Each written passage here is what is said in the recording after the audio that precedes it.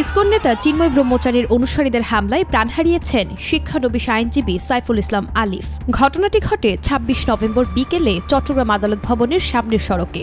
বহিষ্কৃত ইসকন নেতা চিন্ময়ের মুক্তির দাবিতে সনাতনী অনুসারীদের সঙ্গে আইনশৃঙ্খলা বাহিনীর সংঘর্ষের সময় এই মর্মান্তিক মৃত্যু হয়।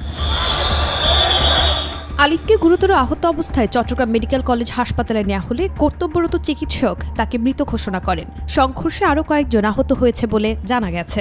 রাষ্ট্রদ্রোহ মামলায় গ্রেফতার হওয়া চিন্ময় কৃষ্ণ দাসের জামিন নামঞ্জুর করে তাকে কারাগারে পাঠানোর আদেশের পর আদালত ভবনের সামনে উত্তেজনা শুরু হয়। চিন্ময়কে বহনকারী প্রিজন ভ্যান আটকে রেখে তার অনুসারীরা প্রায় ২ ঘণ্টা বিক্ষোভ করেন। পুলিশ বিক্ষোভকারীদের সরে যেতে বললে উত্তেজনা পৌঁছায় চরমে।